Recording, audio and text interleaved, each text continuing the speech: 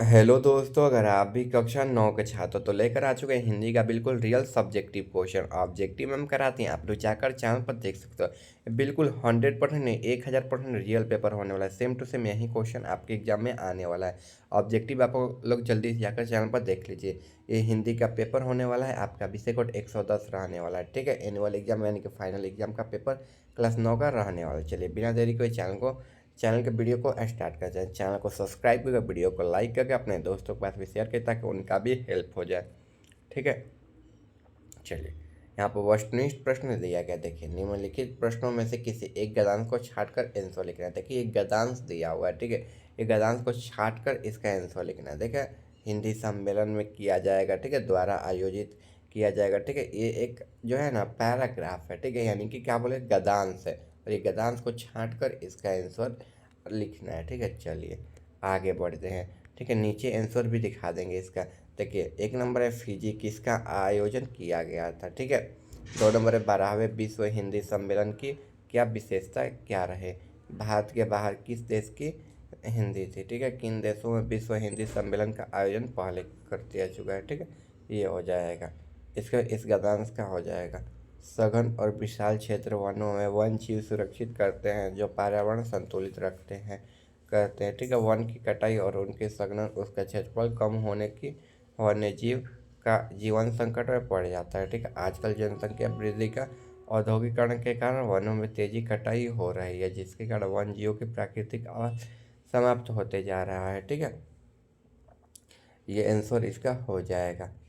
ठीक है, चलिए एक नंबर क्वेश्चन यहाँ पर दिया, वन जीव कहाँ निवास करते हैं या कहाँ रहते हैं। ठीक है, दूसरा है वन जीवों का कहाँ जीवन कैसे संकट में पड़ गया है। उसके बाद 3 नंबर है मानव एवं वन्य जीवों के बीच संघर्ष का मुख्य कारण क्या रहा है। इसका मानव ने किनको लुप्त होने के कगार पर पहुंचा दिया है। ठीक है, इसका 5 नंबर प्रकृति एवं वातावरण संतुलन किस प्रकार नष्ट हो गया है, इसको आपको लिखना है। ठीक है,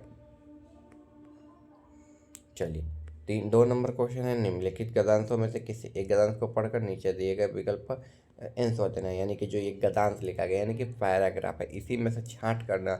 नीचे क्वेश्चन दिया गया, उस क्वेश्चन का आंसर इसी में से छांट छांट कर आपको लिखना है, यानी कि निकाल निकाल कर। ठीक है, चलिए बढ़ते हैं। 1 नंबर क्वेश्चन दिया, भारतीय संस्कृति के प्रतिनिधित्व कवि के रूप में किनका नाम अमर रहेगा। ठीक है, आगे मैथिली शरण गुप्त का जन्म कब और कहाँ हुआ था। ठीक है, इसके बाद मैथिली शरण गुप्त का मूल नाम क्या था। इसका भारत भारतीय किसकी कृति है। राष्ट्र कवि की गुप्त को किसने दी थी। ठीक है, यहाँ पर छुप गया है, इसको लिख लीजिएगा। ठीक है, चलिए आगे 6 नंबर बढ़े तो देखिए यहाँ पे एक पैराग्राफ लिखा हुआ है। ठीक है, इस पैराग्राफ को छाप कर इसका आंसर आपको लिखना है। ठीक है, 3 नंबर क्वेश्चन दिया है, निम्नलिखित में से किसी एक विषय पर 200 से 500 वर्ड में निबंध लिखना है।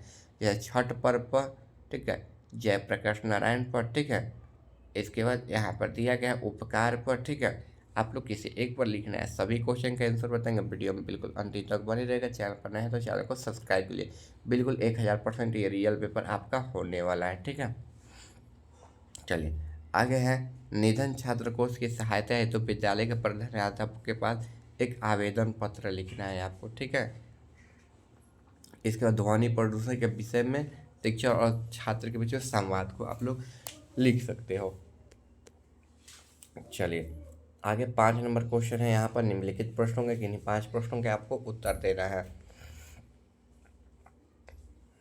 आगे देखिए, यहाँ पर 1 नंबर क्वेश्चन, लाल पानी की बेगम शीर्षक कहानी में कहानीकार कौन है। इस कहानी के प्रमुख यहाँ पर मुख्य को नाम लिखना है। ठीक है, पात्रों के नाम लिखना है जो मुख्य रूप से है इसके हैं। 2 नंबर क्वेश्चन है, मुंशी किस कहानी का पात्र है और उसकी पुत्री का नाम क्या था। 3 नंबर क्वेश्चन है, यहाँ पर चंद्रगुप्त के समय नालंदा कैसा था। ठीक है, क्या था, इसको लिखना है। आगे देखिए, गृहस्थ क्रम विधान।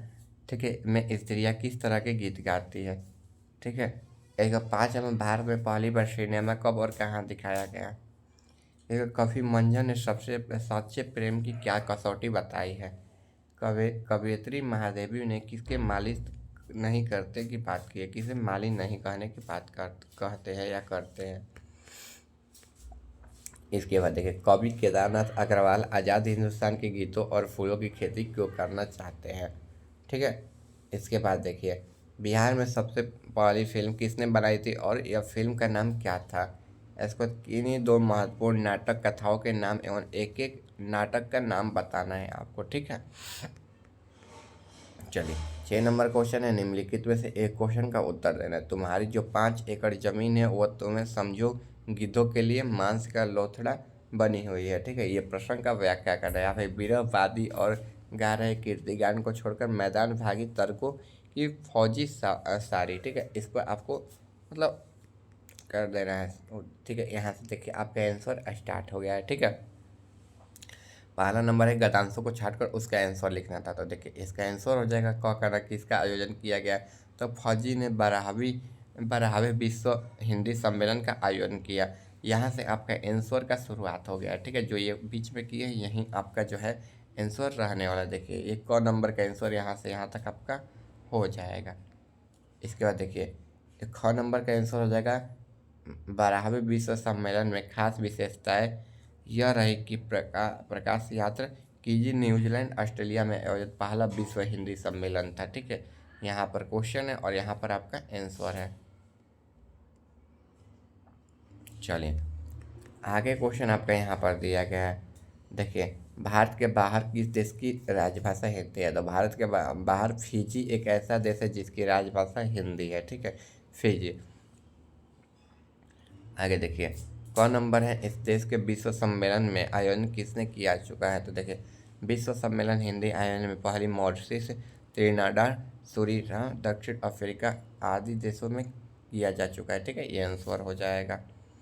इसका इस गद्यांश का उचित शीर्षक देना। तो इस गद्यांश का उचित शीर्षक हो सकता है कि फिजी में विश्व हिंदी सम्मेलन रखा गया था। ये आंसर आपका हो जाएगा। ठीक है। चलिए, आगे बढ़े तो 2 नंबर क्वेश्चन का आंसर आपका यहाँ पर हो जाएगा। देखिए, ये क्वेश्चन था आपका। ठीक है। बात करें इसका आंसर के, तो देखिए इसका आंसर आपका यहाँ पर हो जाएगा। कौन नंबर, संस्कृति प्रतिनिधित्व के रूप में किसका नाम अमर रहेगा। तो भारतीय संस्कृति प्रतिनिधित्व में कवि मैथिली शरण गुप्त का नाम अमर रहेगा। ठीक है। चलिए, आगे क्वेश्चन है आपका यहाँ पर, मैथिली शरण गुप्त का जन्म कब और कहाँ हुआ था। तो मैथिली शरण गुप्त का जन्म 1886 ईस्वी में झांसी के निकट चिरक गांव में हुआ था। ठीक है। ये आंसर हो जाएगा। आगे देखिए, इसका बचपन का नाम। तो देखिए, मैथिली शरण गुप्त का बचपन का नाम प्रीतम नंदन शरण था। ठीक है। आगे देखिए, भारत और भारती किसकी कृति। तो भारत और भारती मैथिली शरण गुप्त की कृति है।